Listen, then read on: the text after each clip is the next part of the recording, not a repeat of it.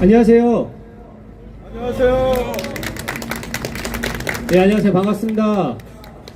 오늘 이렇게 추운 날, 또 이 저녁에 우리가 이 보신각 앞에서 이렇게 모였습니다. 입법정의 수호를 위해서 이 자리에 모였는데요.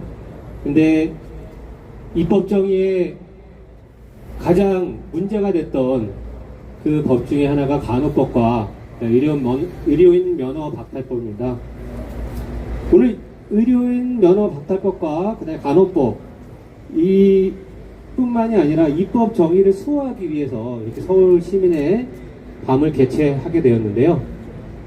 오늘 우리가 이 토크 콘서트를 통해서 과연 이 법안의 문제점과 또 재정의 문제점과 그다음에 이 전문가들과 또 국민의 입장에서는 어떠한 시각을 가지고 풀어낼지에 대해서 오늘 잘 들어봐 줬으면 좋겠습니다.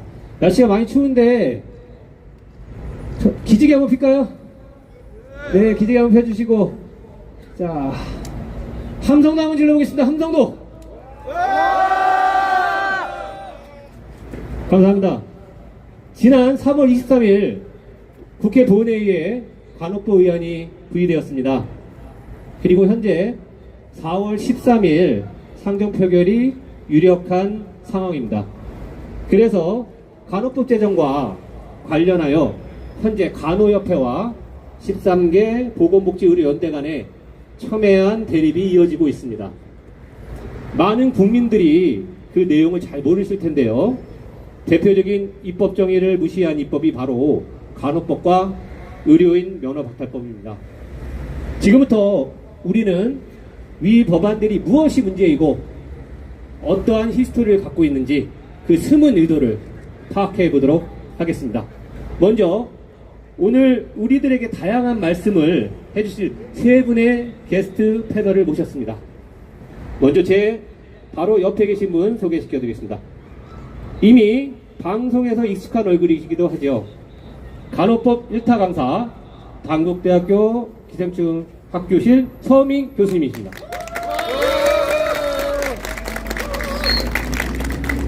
자, 박수 더 크게 부탁드리겠습니다. 자, 우리가 여기 앉아있으면 춥거든요. 따뜻하게 해주시기 바랍니다. 자, 그리고 현재 서울시 의사의 법제이사이며 비대위 비대위원이기도 한 한진 변호사입니다.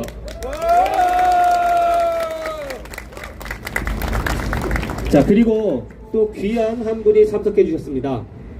박준모 한국미래회의 위원이신데요. 국민의 한 사람으로서 현 사태를 바라보고 많은 말씀을 주시고자 이 자리에 나오셨습니다.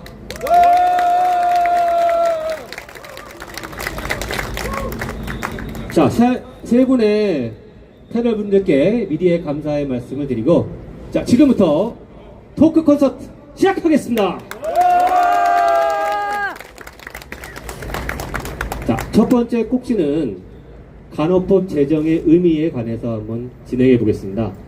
여기 계신 시민 여러분들도 사실 간호법이 어떠한 법인지 잘 모르실 거라고 생각합니다.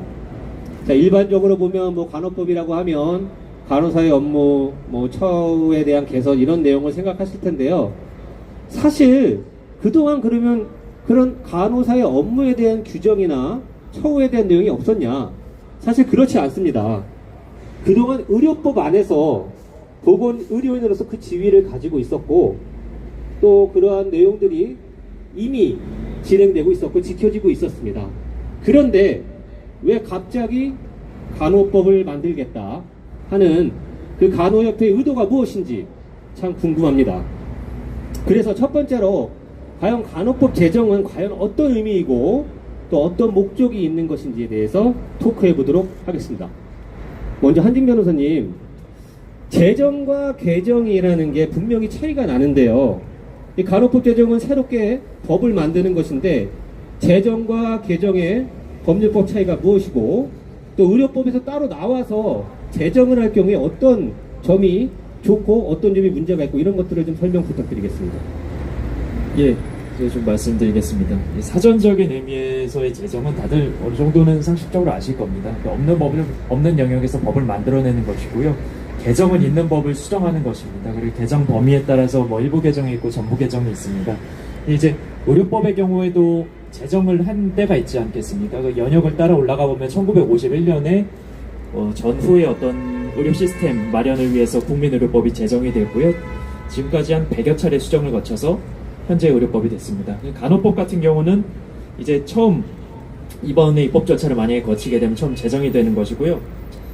근데 이제 이 부분도 다시 상식적으로 어느 정도 아시겠지만 어느 법이 제정이 되게 되면 우리 의료법도 마찬가지지만 당연히 빈 공간이 많이 생깁니다. 그래서 우리 의료법도 100여 차례 걸쳐서 개정을 거쳐서 지금에 이른 것이고요. 실제로도 처음에 우리 의료법도 66조 정도 됐었는데 지금은 거의 100여 조에 가깝습니다. 간호법도 마찬가지로 계속 이제 확장해 나가는 그런 부분을 염두에 두고 입법화를 한 게 아닌가 하는 생각이 듭니다. 그리고 좀 더 저희가 나가서 좀 말씀드리고 싶은 부분이 있는데요.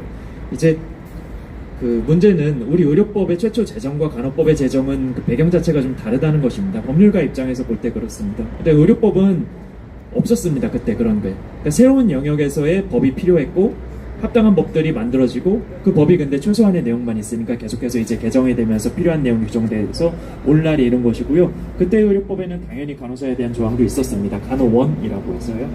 근데 지금 간호법은 그런가요? 없는 영역인가요? 의료법을 그냥 가져온 것입니다. 그러니까 새로운 영역에서 뭔가 간호사 관련된 법이 제정된 것이 아니라 그냥 의료법에서 필요 충분하게 규정되어 있는 내용들을 그대로 다시 가져온 것입니다.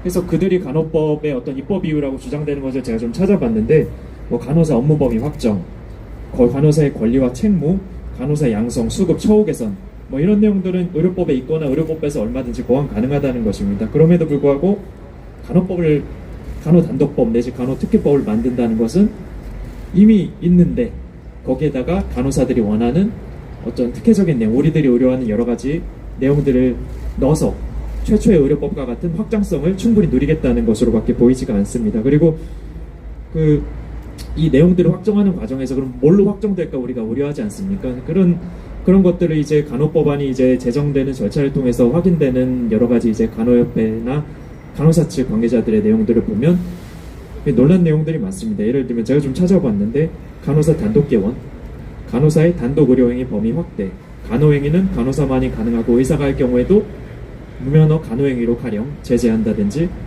타직역에 대한 침범 가능성도 있고요. 이런 내용들로 구성될 수 있고 이런 간호법이 제정될 경우에는 그 제정의 어떤 혜택을 빌어서 부당한 내용의 간호법의 개정안들이 계속 올라오면서 계속 확정될 수 있다는 것입니다.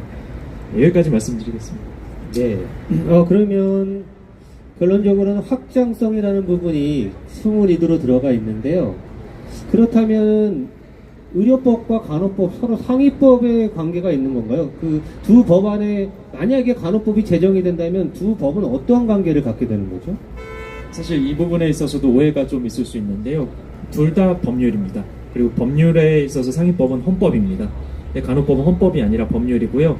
법률 간에는 일반법과 특별법의 관계 정도가 뭐 생각해 볼 수 있는데 지금 간호법인 의료법에 대해서 특별법적인 어떤 그렇게 해석된다고 보이지는 않습니다. 그런 걸 배제시키기 위한 여러 가지 작업들이 있었고 지금 뭐 우리가 껍데기밖에 안 남았다라고 하는데 뭐 그런 걸 봤을 때는 특별법의 어떤 그거라고 볼 수는 없고요. 그리고 뭐 조금 더 이제 의료법과 간호법의 내용에 대해서 조금만 더 제가 설명을 드려도 될까요? 조금만 더 제가 설명드리겠습니다. 사실 말씀드리기 전에 대략적으로 어느 정도 질문이 나올 거라는 제 얘기는 좀 듣고 왔는데 너무 이 부분에서 제가 법률가로서 할 얘기가 많아서 조금 말이 좀 많을 수 있을 것 같습니다. 근데 필요한 내용만 좀 줄여서 여러분들께 좀 알리고 싶습니다. 법률가의 관점에서. 이제 간호법에서 여러분들 보셨는지 모르겠는데 새로 이렇게 올라온 간호법안에서 확인되는 내용들 보면 가령 이제 간호사 권리 처우 개선 뭐 이런 조항들이 있습니다. 계속 얘기하는 것들이죠. 근데 뭐 가령 이제 국가 및 지방자치단체에서 지원을 해야 되고 간호사 인권 침해 금지, 간호사의 일 가정 양립 지원, 교육 전담 간호사 제도 뭐 이런 것들이 있습니다. 근데 이제 이게 과연 간호법 제정의 어떤 불가피한 이유가 될 것인지 한번 생각해 봐야 됩니다. 근데 이제 따져보면 간호사 근로 환경에 대한 부분은 우리가 근로기준법이 있고 뭐 보건의료 인력지원법이 있고 일가정 양립지원에 관련된 법률이 있고 뭐 사실 의료법에 넣어도 아무 문제가 없지요. 우리 교육전담 간호사 제도는 의료법 개정안도 있고 그냥 제도로서 두어도 상관없는 부분입니다. 그 고시로도 가능한 것이고요. 그래서 이게 과연 이제 둘 다 법률인데 이런 것이 과연 그 어떤 의미 있는 차이가 있는지, 과연 관련법을 간호특별법이라는 간호특혜법이라는 소리까지 들을 정도로 이거를 분리시켜서 나올 만한 의미가 있는 내용인지 좀 의문이고 그 저희를 의심하지 않을 수가 없는 것입니다. 그리고 제가 그 오기 전에 간호협회에서 나온 유튜브 내용도 좀 살펴봤는데요. 그 명분으로 드는 것들을 대략 보면 사실상 지금의 의료법은 의사 위주의 의사법이다. 간호사 숫자가 의료법 제정 당시보다 많아졌다. 뭐 처우 개선이 필요하다. 전문성을 살리고 책임을 강조해야 된다. 뭐 이런 부분들이 있는데 앞서 말씀드린 내용대로 모두 다 저는 합당한 이유는 되지 않는다고 생각합니다. 의사 위주의 의사법 다 마찬가지고요. 모두 다 이제 현재의 의료법을 유지해도 아무 문제가 없는 그런 명분이라고 생각됩니다. 혹은 다른 법률로 충분히 규제될 수 있는 내용이라고 생각하고요. 네, 이상입니다. 네. 라니 변호사님께서 오늘 사실 저한테 길게 얘기해도 되냐고 여쭤보시더라고요. 그래서 제가 오늘 밤새도 좋으니까 할 말 다 해주십시오 했는데 아주 많은 준비를 해주셨고 되게 간호법의 어떤 그 법률적인 그런 해석을 잘 해주신 것 같습니다. 자, 그렇다면 의사들의 입장에서도 한번 들어봐야 되겠죠. 서민 교수님. 네. 자, 의사들에게는 현재 이 법안에 대한 내용에 대해서 또 일반적으로 어떻게 생각하고 있고, 사실 의사와 간호사는 환자 진료를 위해서 서로 협력하고 함께 공존해야 되는 관계인데, 의사 입장에서 과연 이 간호법의 가장 큰 문제점은 무엇이라고 생각하십니까? 그러니까 간호법이 지금 원래 간호사들의 처우 같은 게 이제 변호사님 말씀대로 의료법에서 다 지정이 되고 있는데, 굳이 뭐 간호사 처우를 개선해야 된다고 간호법을 만든 이유는 사실 독자적인 진료를 하기 위해서죠. 그러니까 지금 원래 이게 저는 저기 좌파분들이 참 네이밍을 잘하는 게요. 그러니까 차별금지법 같은 것도 보면은 괜히 그걸 반대하면 차별하는 사람이 되고, 양심적 병역 거부 같은 것도 그걸 반대하면 양심이 없는 사람 같잖아요. 이렇게 네이밍을 한단 말이죠. 간호법도 이렇게 간호법이라고 만들어 놓으니까 왠지 이걸 반대하면 간호사를 막 부려먹겠다는 말 같지 않습니까? 근데 전혀 그런 게 아니고, 이거는 원래 이름이 간호사 진료법이고요. 그래서 간호사들이 그러니까 힘든 병원 생활을 벗어나서 그냥 독자적으로 커뮤니티에서 지역사회에서 진료를 하겠다는 그런 법안입니다. 그러니까 의사들이 지금 반발해서 그 부분을 조금 가렸는데, 이 법안은요, 통과시키기가 어렵지 개정은 쉽거든요. 그래서 일단 통과시킨 다음에 다시 원래대로 개정하려고 노력하고 있어요. 그러니까 그게 속셈이에요. 원래 의사들이 파업한다 그러면 그냥 의사들의 뭐 이기주의다라고 얘기하고 다른 보건의료 단체가 협조를 하지 않거든요. 그런데 이 간호법에는 13개 보건의료단체가 모두 한마음으로 뭉친 이유가, 이게 간호사들이 만들는 간호법이 워낙 말도 안 되기 때문입니다. 그래서 저는 진짜 웃긴 게 뭐냐면, 민주당 분들은 이 뭐 검수완박 같은 거를 통해서 수사 잘하는 검찰을 배제하고 경찰이 수사를 하도록 하잖아요. 마찬가지로 우리나라가 세계적으로 진료를 잘하는 나라인데, 의사들이. 근데 그 의사들 말고 간호사들한테 진료를 받게 하는 거죠.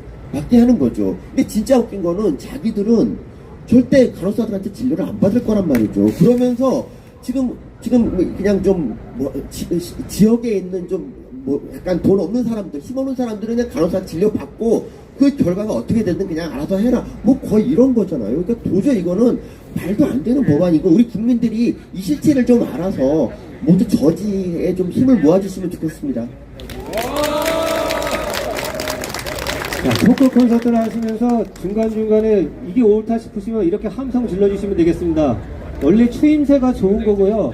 콘서트니까 같이 관중들하고 호흡하는 게 중요하다고 생각합니다.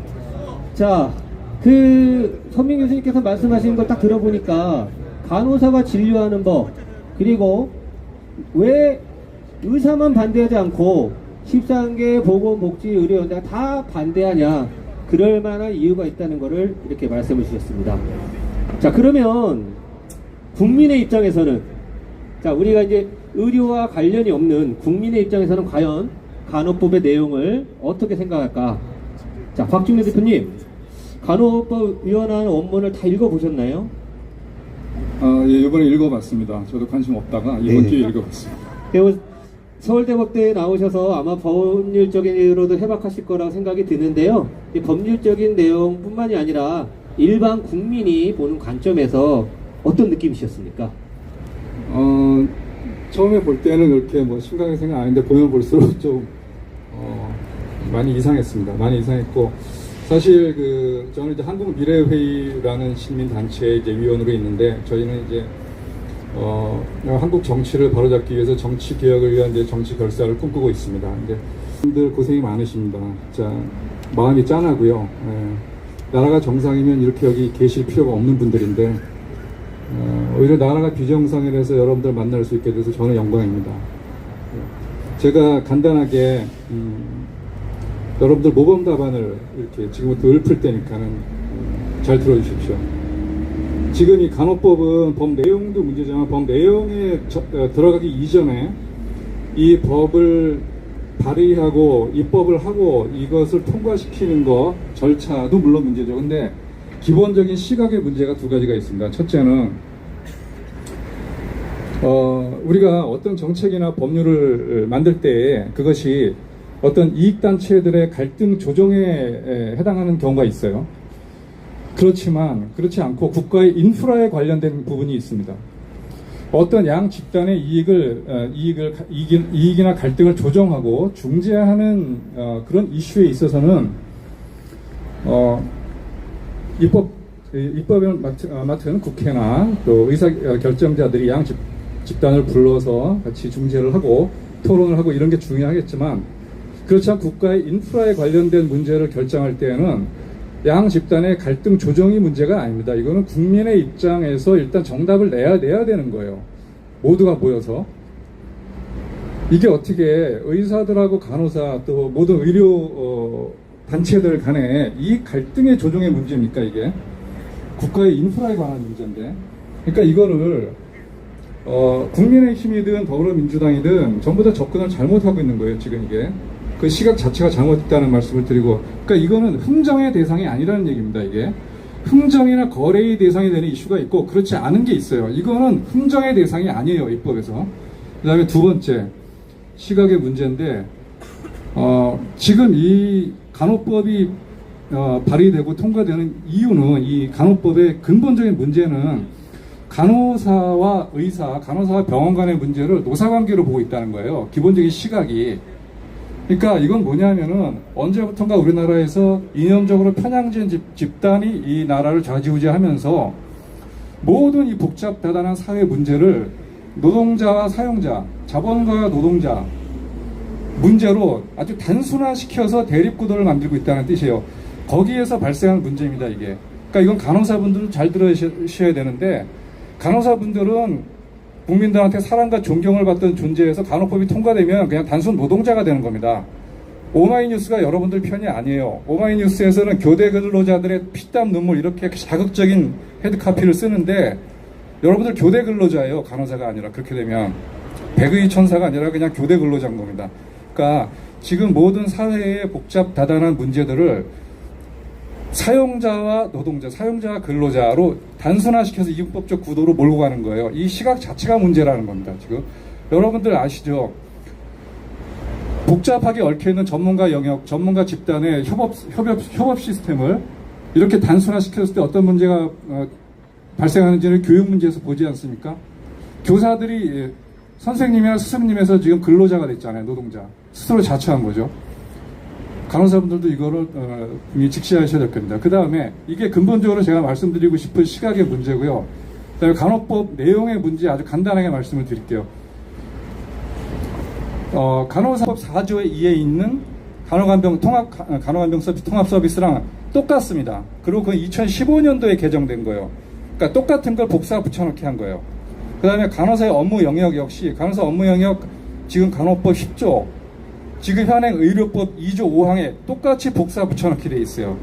그러면은 똑같은 업무 영역에 똑같은 간호간병 통합 서비스인데 왜 이게 왜 돌봄법입니까, 이게?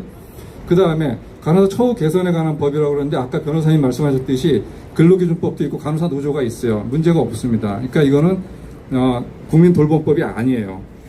그 다음에 또 하나가, 그러면서 지금 간호사 단체에 대해서 국가나 지방자치단체가 예산을 지원할 수 있는 근거를 만들었어요. 목표는 그거죠. 그리고 또 하나 이 법의 문제가 법의 본문에는 거의 알짜 내용들이 없습니다. 법의 본문에는 사실 법의 본문은 논란을 피해가기 위해서 일부러 크리티컬한 문제들은 뺐어요. 그런데 문제는 부칙이에요. 저는 이렇게 부칙이 정교하게 교묘하게 규정되어 있는 법은 처음 봅니다. 부칙에서 사실상 의료법을 개정하게 돼 있고 형식적으로 볼 때는 특별법 지위는 아니지만 사실상 특별법의 지위를 가져요. 의료체계에서. 그래서 제가 이 문제를 말씀드리고 싶습니다. 이게 앞으로 더 자세히 얘기가 나올 거라고 생각합니다. 이만 마치겠습니다. 예, 선생님 뭐. 그리고 저희가 이제 뭐 더불어민주당이 이걸 이제 주도적으로 하고 있기 때문에 지금 이제 더불어민주당 얘기를 하고 있는 거고요. 만약에 이제 대통령이 이거 거부권 행사 안 하고 통과시킨다 그러면은 뭐 정부에 대해서도 싸워야 된다 생각합니다. 의사들이. 국민의 입장에서 전문적으로 말씀해 주셨습니다. 아주 내용이 좋았고요. 두 번째 꼭지에 대해서 넘어가도록 하겠습니다.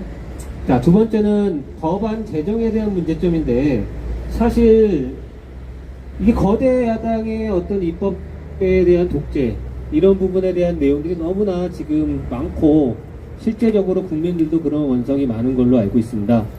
사실 뭐 양곡관리법도 그렇고, 지금 간호법과 이런 면허인 의료 박탈법 이런 것, 의료인 면허 박탈법 이런 것들이 지금 어떻게 보면 본회의에서 구일해서 우리가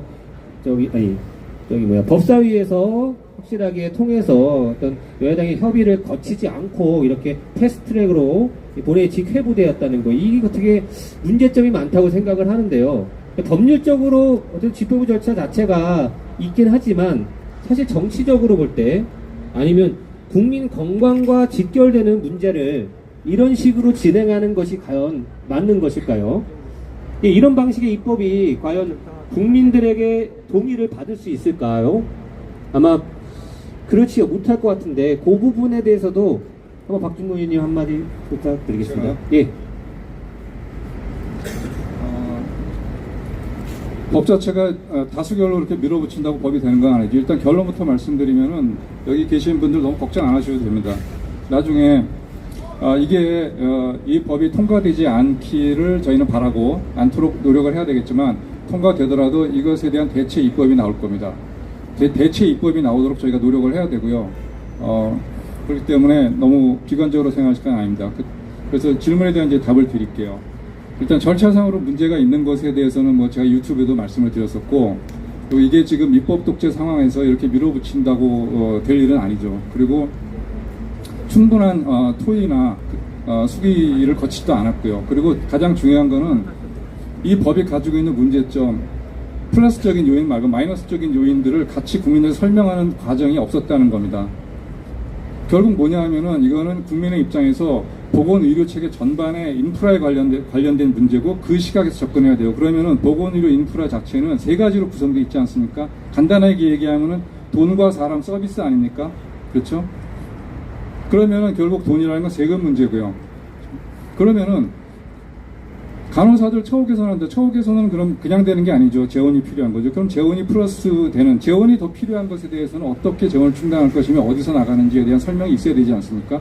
그런 부분들은 없죠. 그런 부분들이. 그리고 서비스의 문제도 그렇죠.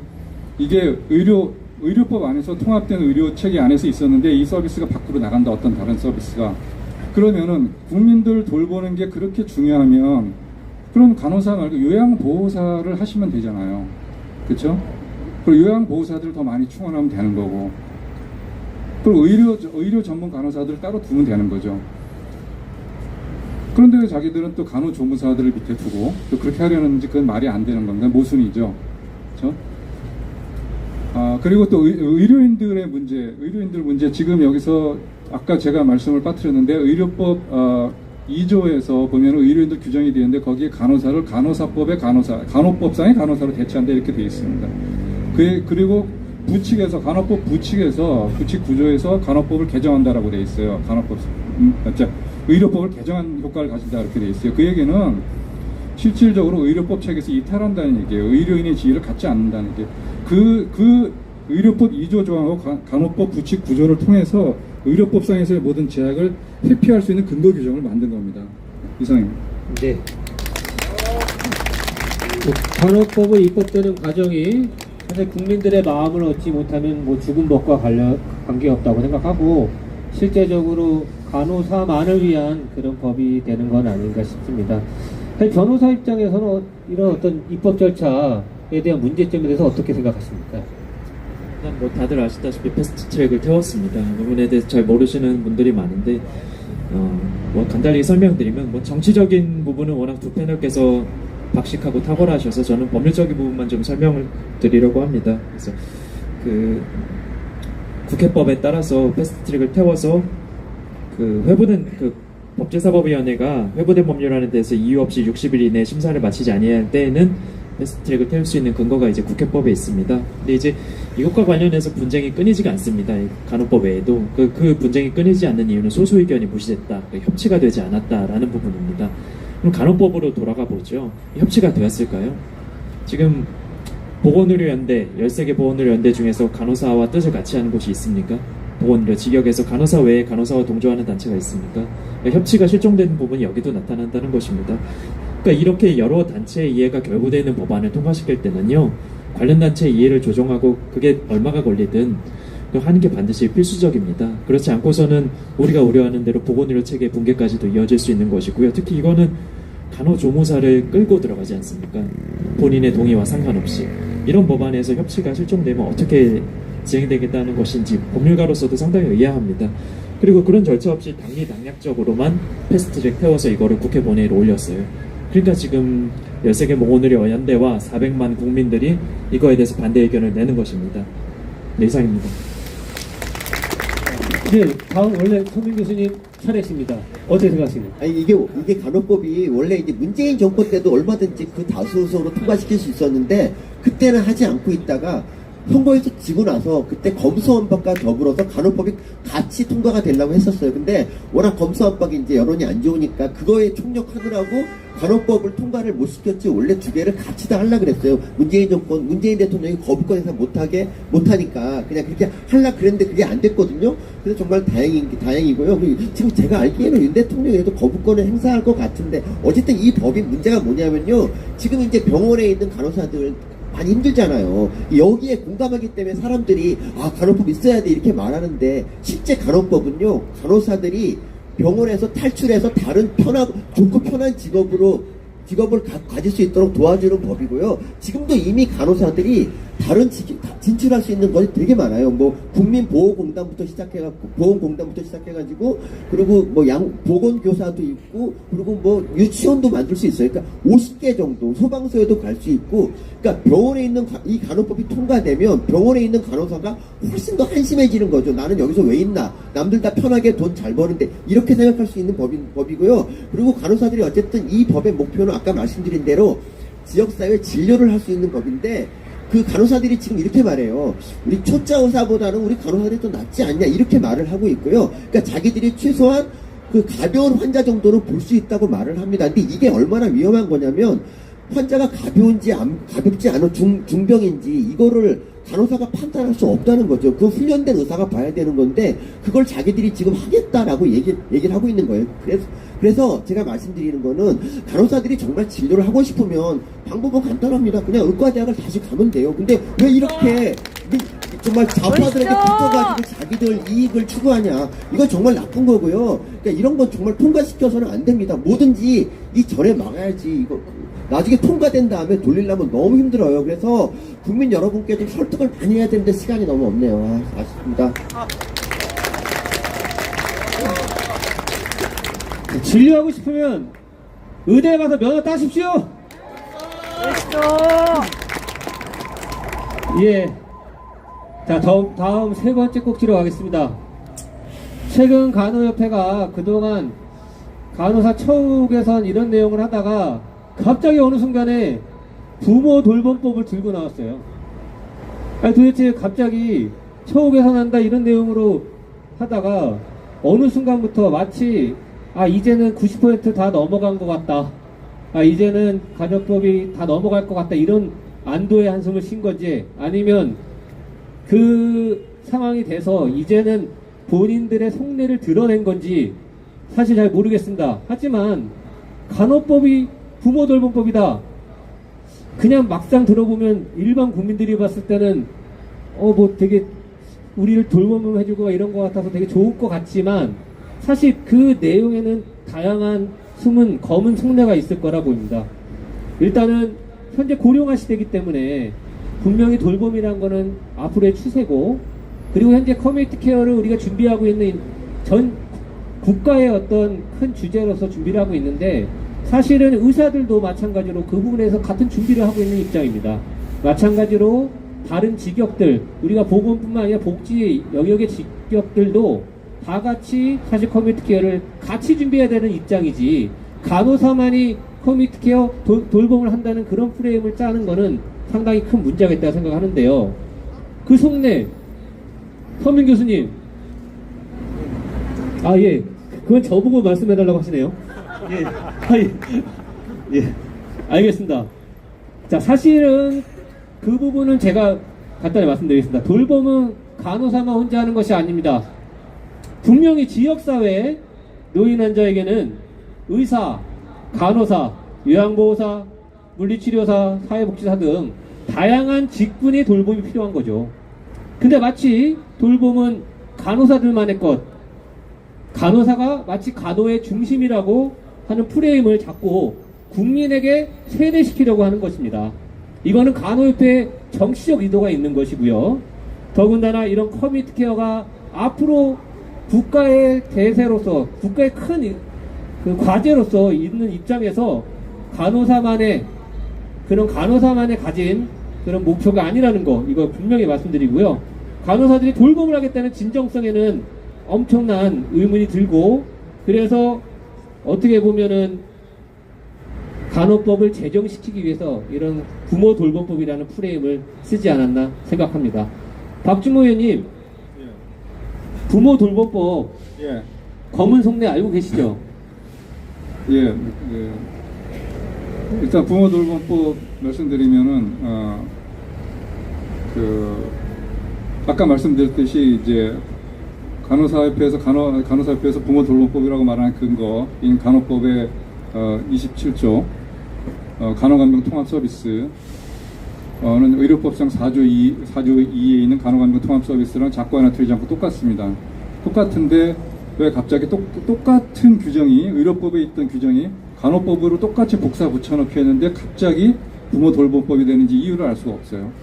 그러니까 그 부분을 좀 설명을 해줬으면 좋겠습니다. 아까 국회의원들 특히 그분들 설명을 해줘야 되는 설명을 못 할 겁니다 아마. 그 다음에 직군이 되겠다라는 거예요. 그게 첫 번째 이유고요. 그 다음에 두 번째가 그렇게 함으로 인해서 그거를 지역사회별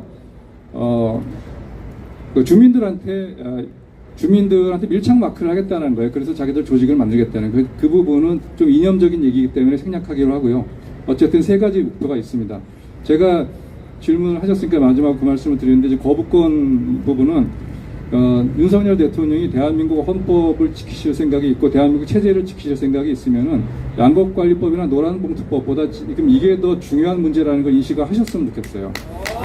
그게 왜 그러냐면은 양곡관리법은 우리가 쌀이 초과 공급돼서 5 내지 8%일 때 매수해 준다 이런 거는요, 나중에 우리가 해보고 3 내지 5%든 6 내지 7%든 그거는 바꿀 수가 있어요. 바꾼다고 해도 사회적으로 큰 혼란이 없습니다. 그거는 노란봉투법, 노조에게 손해배상 청구를 금지한다. 나중에 문제 생기면 손해배상 청구하도록 바꿔도 돼요. 그래도 사회적 혼란이 없어요. 그런데 이 부분은 이거는 우리 인프라 그 자체가 법이나 제도가 아니에요. 단순히 이게 정책이나 제도의 차원이 아닙니다. 이거는 우리 인프라에 관련된 문제이기 때문에 한번 깔아놓으면 나중에 바꾸지는 못해요. 거의 국가와 운명을 같이 해야 되는 인프라의 성격을 갖고 있기 때문에, 그렇기 때문에 이게 더 중요합니다. 이게. 그래서 대통령께서 대한민국 체제를 수호하고 싶으시면 이거는 거부권을 꼭 행사하셔야 될 겁니다. 제가 이어서 잠깐만 멘트 드리겠습니다. 대표님 말씀 주신 것처럼 그 부모 돌봄법 부분만 좀 코멘트하고 싶은데, 이게 아무리 생각을 해도 이게 간호법에 들어가야만 부모 돌봄이 뭐가 된다는 건 전 도저히 이해가 안 갑니다. 법률적으로. 그러니까 왜 거기에 들어가야 될까요? 의료법에 있으면 안 될까요? 그럼 다른 법률 제도로 하면 안 될까요? 시행령이나 시행규칙에는 안 될까요? 그러니까 그런 식의 뭐 프로파간다를 하는데 기본적으로 제가 법률가라서 너무 논리적으로만 보는 건가요? 근데 법률이란 건 논리에 터잡아서 세워지는 거거든요. 왜 간호법, 단독법, 간호특별법이 있어야 부모 돌봄이 된다는 것인지 그 논리적인 필연성에 대해서 저는 도저히 이해가 가지 않습니다. 네. 코로나 시국 3년을 돌아보면서 사실 모든 의료인들 또 관련 직군들 참 고생했고 어려운 환경에서 꿋꿋이 희생해 왔습니다. 의사도 간호사도 간호조무사도 말이죠. 당연히 힘든 업무 환경과 처우가 있으면 개선을 해야 합니다. 하지만 의료법에서 글자 그대로 따온 간호법에서 해야 할 어떤 근거도 찾을 수가 없습니다. 그러면 의료법에서도 가능한 일 아닐까요? 다시 한번 강조해서 말씀드리고 싶습니다.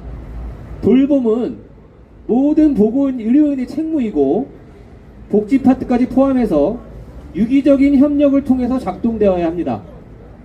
간호법이야만 가능한 것이 아니라 모든 직역이 같이 해야 되는 거죠. 의사, 치과의사, 간호조무사, 물리치료사, 요양보호사, 사회복지사는 단독법이 없으니 돌봄을 제대로 할 수 없는 건가요? 그렇지 않습니다. 돌봄은 의료 전문가들이 각자의 전문성을 가지고 최선을 다해야 국민이 혜택을 받습니다. 예, 시간이 많이 가서요.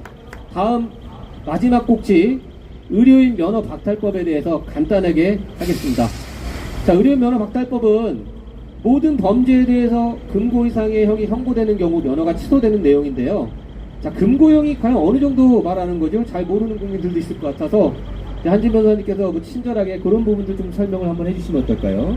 예, 뭐 간략히 말씀드리겠습니다. 이제 다들 아시다시피 금고 이상의 형을 선고받고 뭐 집행이 끝나거나 집행을 받지 아니하기로 확정되는 5년을 지나지 아니하거나 뭐 그런 내용들이 있습니다. 그래서 금고라는 것은 이제 보통 이제 그 노역을 더하지 않는 좀 명예로운 자유형입니다. 근데 이 건에서는 뭐 금고형이 뭐 법률적으로 자유형의 단계로 가면 무조건 면허가 날아간다 그렇게 이해하셔도 뭐 무방할 것 같습니다. 그리고 집행유예나 선고유예는 대략 아실 겁니다. 뭐 어떤 그 형을 선고를 해야 되는데 어떤 정상을 참작할 만한 충분한 사유가 있을 때 그것도 이제 모든 죄가 그런 게 아니라 1년 그 한 3년 이하의 징역이나 금고 같은 경우에 해당될 때 일정한 기간을 두고 집행유예를 선고할 수 있고 혹은 이것보다 더 좀 가벼운 더 좀 속된 말로 좀 봐줄 수 있을 만한 상황일 때 선고유예라는 걸 할 수 있습니다. 그 두 가지 모두 이제 그 당장 처벌할 필요성이 없는 그런 경우에 선고가 되는 것인데 어찌됐든 이 모든 경우에 대해서 면허 박탈법 내지는 의료인 면허 강탈법에 그런 내용들이 들어가 있습니다. 그리고 이제 그 변호사법과 관련해서 계속 이제 얘기가 나오는데요. 제가 변호사니까 말씀드리면 변호사법에 비슷한 내용의 조항이 있고 의료법은 지금 의료법상의 의료법 개정안 면허 강탈법은 그 내용을 거의 뭐 그대로 가져온 것이라고 보시면 되겠습니다. 네. 성민 교수님, 면허 박탈법 좀 예로 설명해 주실 거 없나요? 예, 뭐, 그러니까 이 면허 박탈법, 그러니까 사람이 그 금고형 받는 게 그렇게 멀리 있는 게 아닙니다. 뭐, 환자가 계속 이제 의사한테 시비 걸고 나중에 때렸을 때 너무 아파서 그냥 밀었는데 그 사람이 다쳤다. 사실 이러면 또 금고 갈 수 있지 않습니까? 그렇죠? 충분히 맞습니다. 감사합니다. 그러니까 사실, 근데 이게 이제 뭐, 어떻게 보면은 다른 직역단체들은 뭐 의사들만 너무 특권 누리는 거 아니냐 그러지만 사실 지금 우리나라 의사들은요 다른 나라 의사들에 비해서 굉장히 박해받고 있어요. 그러니까 의사가 환자를 살리면 본전이고 못 살리면 구속될 수 있는 나라가 바로 우리나라지 않습니까? 그러니까 다른 나라는 형사처벌, 그러니까 진료 중에 행위로 형사처벌되는 경우 별로 없는데 우리나라는 뭐 이대병원 사태도 마찬가지고 애가 이제 횡격막 탈장 사건도 마찬가지인데 의사가 진단 못했다고 구속이 되는 나라입니다. 이렇게까지 많이 구속되고 형사처벌되는 나라가 사실 별로 없어요. 그러니까 예를 들어서 소방관이 불을 못 끄면 구속된다. 뭐 이러면 누가 소방관 하겠습니까? 뭐 개그맨이 못 웃기면 구속된다. 이런 말이 됩니까? 근데 지금 의료계에서는 지금 의사들이 정말 진단 좀 잘못하고 환자가 죽으면 그냥 뭐 구속이 되는 나라에 이런데 더해서 뭐 면허 박탈까지 하겠다. 이거는 너무 심한 거죠. 사실 우리나라 국민들은요 전 세계에서 가장 우수한 의료 혜택을 누리고 있고요. 하루 만에 전문을 만나서 진짜 수술, 뭐 일주일 안에 수술까지 하는 나라가 우리나라밖에 없습니다. 이런 좋은 환경을 굉장히 혜택을 싸게 누리면서 왜 이렇게 의사들을 못 잡아먹어서 안 따르는지 저는 도저히 이해가 안 되고요. 저는 정말 제가 가르치는 제자들한테 너무 미안합니다. 이런 정말 한심한 환경을 만들어준 게 너무 한심한데, 제가 그래도 선배로서 이 악법들은 좀 막아야겠다, 이런 마음으로 여기 나왔고요. 하여튼 여러분들도 좀 많이 도와주십시오. 예, 의료인이 면허가 박탈되면 국민들 손해할 것 같은데요. 국민의 입장에서 어떻습니까? 어떻게 바라보시는지요? 예, 뭐 너무 과잉 입법이라고 생각을 하고요. 예, 면허 박탈에 대한 거는 뭐 나중에 헌법 소원해서 뭐 뒤집어지겠지라고 그런 생각으로 아마 한 것 같습니다. 예, 그리고 이제 두 분이 워낙 설명을 잘 해주셨기 때문에 이게 마지막 질문이라고 하니까 제가 꼭 드리고 싶은 말씀이 있는데, 제가 간호사분들한테 드리고 싶은 말씀이 있어요. 예, 간호사분들이 무슨 생각으로 간호사협회의 간부들, 그런 분들이 이렇게 추진하는 법에 찬동을 하는지는 모르겠어요. 어떤 심정인지는. 근데 제가 간호사분들한테 꼭 드리고 싶은 말씀이, 첫째는 여러분들이 간호사라는 직업을 선택을 하셨을 때 꿈꾸는 간호사의 모습이 어떤 모습이었는지 한번 되새겨 보시기를 부탁드려요. 여러분들이 꿈꾸는 간호사의 모습이 지역을 돌면서 돌봄 서비스를 하는 간호사의 모습이었는지, 치열한 의료 현장에서 땀 흘리면서 헌신하는 그런 모습이었는지 한번 떠올려 보시기를 바라요. 간호사 단체에서 지금도 늘 써먹고 있는 여러분들을 등장시켜서 써먹고 있는 감동적인 사진들 있지 않습니까?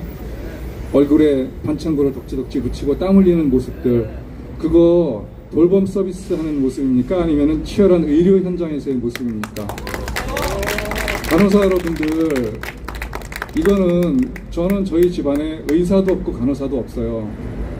이거는 제가 그냥 국민으로서 간호사분들한테 드리는 말씀이에요. 한번 생각을 해보세요. 여러분들이 간호사라는 직업을 선택할 때 어떤 모습을 그렸는지. 그 다음에 두 번째, 여러분들 지금 여러분들이 한 몸이 돼서 하나로 움직이는 것 같죠? 만약에 간호법이 통과돼서 여러분들이 의료인 체계에서 의료인의 대열에서 이탈했을 때, 여러분이 의료인이 아닌 사람들이 되고 그냥 간호사가 됐을 때, 의료인이 아닌 간호사일 때, 여러분들은 간호사 단체의 그 간부들, 완장찬 간호사 고위직들, 그분들이 여러분의 자격증과 여러분의 자리와 여러분의 승진과 여러분의 모든 것을 목줄을 쥐게 될 겁니다. 여러분을 구해주고 여러분을 지켜줄 사람이 없어요. 지금은 그들이 여러분의 편에 서 있는 것 같지만 결코 그렇지 않습니다. 그 다음에 세 번째, 간호사분들은 국민들의 사랑과 존경을 왜 간호사분들이 받는지 꼭 명심하세요. 왜 국민들이 간호사분들이 처우 개선을 들고 나왔을 때 그거에 공감하고 간호사분들을 안쓰럽게 생각하고 간호사분들을 사랑하고 존중하는지, 그게 여러분들이 지역을 돌면서 돌봄 서비스를 하면서 국가 예산을 타먹기 때문에 사랑과 존중을 보내는 게 아니라 여러분들이 힘든 상황에서도 치열한 의료 현장에서 헌신하기 때문에 보내는 찬사예요. 여러분들이 이 세 가지를 꼭 명심하시기 바랍니다. 이상입니다. 두 분 더 마지막으로 한 말씀씩 하실 것인가요? 제가 먼저 한 말씀만 드리겠습니다. 면허박탈법을 볼 때 저는 연역적인 걸 한번 보시라고 말씀드리고 싶어요. 이게 원래 자격사법들이 변호사도 그렇고요, 다 비슷비슷했습니다. 다 금고 이상 뭘 하면 자격이 날아가고 면허가 취소되고 그랬거든요. 근데 한 2000년도에 의료법이 개정이 되면서 의료 관련된 법으로 제한됐습니다. 2000년도에는 뭐가 있죠? 의약분업이 있었습니다. 그러니까 그때 당시 어떤 딜이 있었는지는 저는 잘 모르겠습니다. 근데 만약에 기브앤테이크가 있었다면 다시 이렇게 원래대로 돌리려면 조제권 다시 줘야 되는 거 아닙니까, 의사한테? 뭐 법률가로서 할 얘기는 아닙니다만 그런 생각도 들고요. 그리고 그런 걸 떠나서 그런 걸 떠나서 이게 과연 옳은지를 생각해 봐야 돼요. 변호사랑 계속 비교를 하세요. 제가 변호사니까 그 얘기를 안 할 수가 없는데, 변호사는 물론 이제 법률 전반을 다루기 때문에 뭐 어떤 명분이라도 있겠습니다만은, 여러분들께서 지금 추운 날씨 여기 와서 계시는데 의사가 될 때 어떤 과정을 거쳤나 생각해 보세요. 의사가 되기 위해서, 의사면을 얻기 위해서 어떤 과정을 거치시나요? 공부 열심히 해야 되고, 그 과정을, 그 몇 년 차의 과정을 거쳐야 되고, 일반 대학생들보다 많은 실습하셔야 되고, 그럼 여러 가지 이제 관련된 실습을 통해서 기술을 익혀야 되고, 그걸 통해서 시험 합격하면 되시는 거잖아요. 그 과정에서 높은 준법 의식과 윤리 의식 같은 거를 통과를 해야 되나요? 그런 게 없거든요. 변호사도 마찬가지입니다. 물론 뭐 관련 뭐 법조윤리 시험 같은 게 있기는 해요. 근데 기본적으로 의사가 되기 위한 조건으로서 요구하는 게 아니지 않습니까? 근데 이거를 요구하고 있어요. 이거는 거꾸로 생각해 보면, 의사가 되려면, 의사라는 사람은, 의사라는 직역은 높은 준법 의식과 윤리 의식을 갖춰야 하는 일종의 어떤 헌법에 반한 특권 계급으로 볼 여지도 있습니다. 법률가의 관점에서 보면. 그렇기 때문에 저는 변호사법이나 뭐 다른 자격사법에 맞춰서 의료법을 바꿀 게 아니라 의료법이 지금 맞는 거예요. 의료법에 맞게 변호사법이나 다른 자격사법을 개정을 해야 됩니다. 그 관련된 것만 제한되게. 그래야 헌법에 반하는 이런 결과가 초래되지 않는다라고 저는 생각합니다. 이상입니다. 네, 저는 뭐 제 개인적인 얘기 하나 하겠습니다. 저는 이제 제가 기생충학을 하던 시절에 소개팅을 했는데 여자분이 제 얼굴 보고 집에 그냥 갈라 그러다가 의사라니까 그냥 앉았는데 기생충한다니까 그냥 10분 만에 나갔습니다. 그래서 제가 너무 그게 분해서 꼭 떠서 저분한테 복수하겠다 생각했고 실제로 좀 떴습니다. 근데 저의 영단을 위해서 뜬 거지만 나중에 뜨고 나니까 좋은 게 제 말을 사람들이 좀 귀를 기울여준다는 거예요. 그래서 제가 제가 좀 뜬 거를 여러분들 의료계가 좀 위기에 빠졌을 때 쓸 수 있어 너무 좋고요. 앞으로도 계속 불러주시면 잘 나오겠습니다. 예, 시간이 많이 흘렀는데요. 오늘 이 세 분의 패널분들의 말씀 너무나 소중한 말씀이었습니다. 정말 감사드리고요. 이렇게 추운 날이었지만 오늘 여러분들이 분명히 얻어간 것이 있을 거라고 생각합니다. 오늘 간호법과 의료인 면허 박탈법, 그리고 의법 정의에 대한 수호에 대한 이 내용에 대해서 오늘 잘 들으시고 많이 생각하셔가지고 다음에도 또 주변에 가족들에게, 지인들에게 많이 말씀 주시기 바라겠습니다. 감사합니다.